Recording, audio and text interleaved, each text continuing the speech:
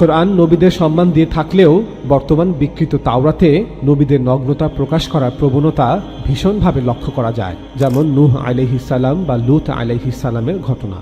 Book of Genesis বা আদি পুস্তকের 9 নং অধ্যায়ে বলা হয়েছে, বন্যা পরবর্তী সময়ে নূহ আলাইহিস সালাম আঙ্গুর চাষ করেন এবং সে আঙ্গুরের রস হতে তৈরি মদ পান করে তাঁবুর ভেতরে বস্ত্রহীন নগ্ন অবস্থায় শুয়ে পড়েন।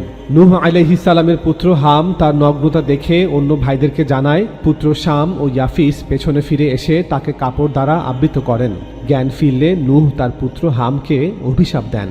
আদি পুস্তকের 19 নং অধ্যায়ে বলা হয়েছে, সদম ও গোমরার ধ্বংসের পর লূত তার 2 কন্যাকে নিয়ে পাহাড়ে আশ্রয় নেন। তার কন্যারা বংশ রক্ষার অজুহাতে লূতকে মদ পান করান এবং মাতাল অবস্থায় তার সাথে যৌন সম্পর্ক স্থাপন করেন।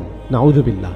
সামুয়েলের দ্বিতীয় পুস্তকের 11 নং অধ্যায়ে বলা হয়েছে, বসন্তের সময় যখন রাজারা যুদ্ধে যান তখন দাউদ তার অধিকারীদের এবং সমস্ত ইসরায়েলীয় সৈন্যদের আম্মনীয়দের ধ্বংস করতে পাঠালেন।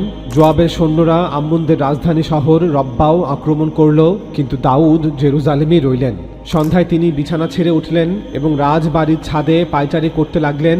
দাউদ যখন ছাদে পায়চারি করছিলেন তখন তিনি এক মহিলাকে স্নান করতে দেখলেন। নাউযুবিল্লাহ মিন হাযা। সেই মহিলা ছিল পরমা সুন্দরী।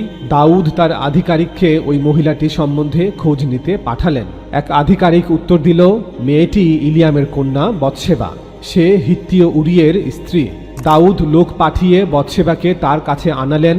যখন বৎশেবা দাউদের কাছে এলো, দাউদ তার সঙ্গে শারীরিক সম্পর্কে লিপ্ত হলেন। নাউযুবিল্লাহ। অতঃপর বৎশেবা স্নান করে অন্ধকারে বাড়ি ফিরে গেল। বৎশেবা গর্ভবতী হলো। সে দাউদকে জানালো, আমি গর্ভবতী। দাউদ আতঙ্কিত হয়ে সেনাপ্রধান যোয়াবের কাছে খবর পাঠালেন। তিনি বললেন, হিত্তীয় উরিয়কে আমার কাছে পাঠিয়ে দাও। সেনাপ্রধান যোয়াব উরিয়কে দাউদের কাছে পাঠিয়ে দিলেন। উরিয় দাউদের কাছে এলো। দাউদ উরিয়কে জিজ্ঞাসা করলেন, সেনাপ্রধান যোয়াব কেমন আছে, আর সৈনিকরা কেমন আছে, এবং যুদ্ধ কেমন হলো ইত্যাদি। তারপর দাউদ উরিয়কে বললেন, বাড়ি গিয়ে বিশ্রাম করো। উরিয় রাজার বাড়ি থেকে চলে গেল। রাজা দাউদ উরিয়ের জন্য উপহার পাঠালেন, কিন্তু উরিয় তার বাড়িতে গেল না। উরিয় রাজবাড়ির দরজার সামনে ঘুমিয়ে পড়ল। রাজার ভৃত্যের মতোই সে সেখানে ঘুমালো। এক দাস দাউদকে খবর দিল, উরিয় বাড়ি যায়নি। দাউদ উরিয়কে বললেন, তুমি দীর্ঘ সফর থেকে ফিরে এসেছো, তুমি কেন বাড়িতে গেলে না? উরিয় দাউদকে বলল, পবিত্র সিন্দুকটি এবং ইসরায়েলীয় ও জিহুদার সৈন্যরা যুদ্ধের ময়দানে তাঁবুগুলিতে রয়েছে। আমার মনিব সেনাপ্রধান যোয়াব এবং আমার মনিবের আধিকারিকরা শিবির গেড়ে মাঠে তাঁবু ফেলেছেন। সুতরাং আমার পক্ষে বাড়ি গিয়ে পান আহার করে স্ত্রীর সঙ্গে শয়ন করা ঠিক নয়। দাউদ উরিয়কে বললেন, আজকের দিনটা এখানে থেকে যাও, কাল আমি তোমাকে যুদ্ধে ফেরত পাঠাবো। সেই দিন উরিয় জেরুজালেমে থেকে গেল। পরদিন সকাল পর্যন্ত সে জেরুজালেমেই থাকলো। দাউদ উরিয়কে তার সঙ্গে দেখা করার জন্য ডেকে পাঠালেন। উরিয় দাউদের সঙ্গে পানাহার করল। দাউদ উরিয়কে দ্রাক্ষারস মদ পান করালেন, তবুও উরিয় বাড়ি গেল না। মদ পানের পর সেই সন্ধ্যায় উরিয় রাজার ফটকের বাইরে রাজার অন্য ভৃত্যদের সঙ্গে ঘুমিয়েছিল। পরদিন সকালে দাউদ সেনাপ্রধান যোয়াবকে একখানা চিঠি লিখলেন। দাউদ চিঠিটাকে উরিয়কে দিয়ে পাঠাবার ব্যবস্থা করলেন। চিঠিতে দাউদ লিখেছিলেন, উরিয়কে যুদ্ধের ময়দানে প্রথম সারির ঠিক সেইখানে দাঁড় করাবে যেখানে লড়াইটা কঠিনতম। তারপর ওকে একা ফেলে পালিয়ে আসবে এবং ওকে যুদ্ধক্ষেত্রেই মরতে দেবে। পরদিন যোয়াব সারা শহর ঘুরে দেখলেন কোথায় সব থেকে সাহসী ও শক্তিশালী আম্মনীয়রা রয়েছে। সেইখানে যাবার জন্য তিনি উরিয়কে নির্বাচন করলেন। রব্বা শহরের লোকেরা যোয়াবের বিরুদ্ধে লড়াই করতে এলো। দাউদের কিছু লোক মারা গেল। হিত্তীয় উরিয় তাদেরই মধ্যে একজন। তারপর সেনাপ্রধান যোয়াব যুদ্ধে কি হয়েছে সেই বিষয়ে দাউদকে সংবাদ দিলেন। যুদ্ধে যা যা ঘটেছে তা দাউদকে বলার জন্য যোয়াব এক বার্তাবাহককে আদেশ করলেন। হয়তোবা রাজা দাউদ ক্রুদ্ধ হবেন এবং জিজ্ঞাসা করবেন, লড়াইয়ের জন্য যোয়াবের সেনারা শহরের এত কাছে কেন গেল? তিনি নিশ্চয় জানেন যে শহরের প্রাচীরের উপরে ধনুর্ধররা আছে যারা তার লোকেদের শরাঘাতে শুইয়ে দিতে পারে। সেনাপ্রধান যোয়াব তার বার্তাবাহককে আরো বললেন, যদি রাজা দাউদ ক্রুদ্ধ হন এবং এই ধরনের কিছু বলেন, তুমি অবশ্যই তাকে এই খবর দেবে যে আপনার লোক হিত্তীয় উরিয়ও মারা গেছে। বার্তাবাহক দাউদের কাছে গেল এবং যোয়াব বার্তাবাহককে যা যা বলতে বলেছিলেন সেই সব কিছুই দাউদকে বলল। বার্তাবাহক দাউদকে বলল, অম্মনের লোকেরা যুদ্ধক্ষেত্রে আমাদের আক্রমণ করে, আমরা লড়াই করে তাদের শহরের প্রবেশদ্বার পর্যন্ত তাড়া করি। তখন নগর প্রাচীরের উপর থেকে বিপক্ষের লোকেরা আমাদের লোকেদের উপর তীর চালায়। এতে আপনার কিছু লোক মারা যায়। আপনার আধিকারিক হিত্তীয় উরিয়ও তাদের মধ্যে একজন।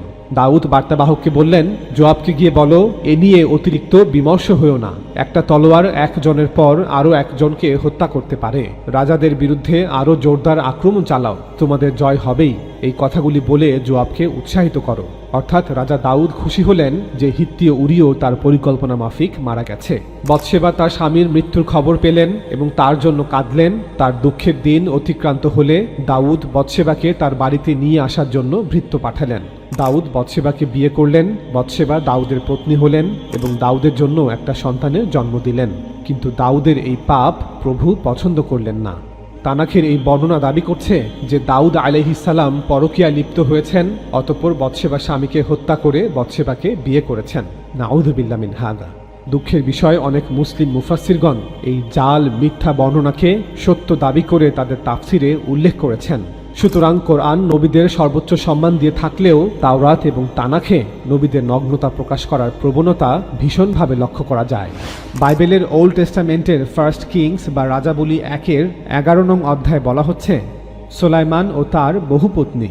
রাজা সোলাইমান নারীদের সান্নিধ্য পছন্দ করতেন। তিনি এমন অনেক মহিলাকে ভালোবেসেছিলেন যারা ইসরায়েলের বাসিন্দা নয়, অর্থাৎ বনি ইসরায়েলের নয়। মিশরের ফেরাউনের কন্যা ছাড়াও রাজা সোলাইমান হিত্তিয়া, মোয়াবিয়া, আম্মনিয়া, ইদোমিয়া, সিদোনিয়া প্রভৃতি অনেক বিজাতীয় রমণীকে ভালোবাসতেন। অতীতে প্রভু ইসরায়েলের লোকেদের এ ব্যাপারে সতর্ক করে দিয়ে বলেছিল, তোমরা অন্য দেশের লোকেদের বিয়ে করবে না, কারণ তাহলে ওরা তাদের মূর্তিকে পূজা করতে তোমাদের প্রভাবিত করবে। কিন্তু প্রভুর এই সতর্কবাণী সত্ত্বেও সোলাইমান বিজাতীয় রমণীদের প্রেমে পড়েন। সোলাইমানের 700 জন স্ত্রী ছিল, যারা সকলেই অন্যান্য দেশের নেতাদের কন্যা। এছাড়া সোলাইমানের 300 জন কৃতদাসী উপপত্নী ছিল, মোট 1000 জন। সোলাইমানের পত্নীরা তাকে ঈশ্বর বিমুখ করে তুলেছিল। সোলাইমানের তখন বয়স হয়েছিল, অর্থাৎ তিনি বার্ধক্যে পৌঁছেছেন। স্ত্রীদের পাল্লায় পড়ে তিনি অন্যান্য মূর্তির পূজা করতে শুরু করেন। তার পিতা রাজা দাউদের মতো একনিষ্ঠভাবে সোলাইমান শেষ পর্যন্ত প্রভুকে অনুসরণ করেনি। সোলাইমান সিদোনীয় দেবী অষ্টরথ এবং আম্মনীয়দের ঘৃণ্য পাষাণ মূর্তি মিলকমের অনুগত হন। অতএব সোলাইমান প্রভুর সামনে ভুল কাজ করলেন। তিনি পুরোপুরি প্রভুর শরণাগত হননি, যেভাবে তার পিতা দাউদ হয়েছিলেন। এমনকি তিনি মোয়াবীয়দের ঘৃণ্য মূর্তি কমশের আরাধনার জন্য জেরুজালেমের পাশেই পাহাড়ে একটা জায়গা বানিয়ে দিয়েছিলেন। ওই একই পাহাড়ে তিনি ওই ভয়ঙ্কর মূর্তির আরাধনার জন্য একটি জায়গা বানিয়েছিলেন। এইভাবে রাজা সোলাইমান তার প্রত্যেকটি ভিনদেশী স্ত্রীর আরাধ্য মূর্তির জন্য একটি করে পুজোর জায়গা করে দেন। আর তার স্ত্রীরা ধূপ ধুনো দিয়ে সেই সব জায়গায় তাদের মূর্তিসমূহের কাছে বলিদান করত, পশু কুরবানি করত। এইভাবে রাজা সোলাইমান প্রভু ইসরায়েলের ঈশ্বরের কাছ থেকে দূরে সরে গিয়েছিলেন। সুতরাং প্রভু সোলাইমানের প্রতি খুব ক্রুদ্ধ হলেন। পবিত্র কোরআনে বাইবেলের এই মিথ্যা ইতিহাসকে সমালোচনা করে বলা হয়েছে, ওয়াওয়াহাবনা লিদাউদা সুলাইমান নি'মাল আবদু ইন্নাহু আওয়াব। আমি দাউদকে দান করেছিলাম সুলাইমান, আর সুলাইমান কতই না উত্তম বান্দা।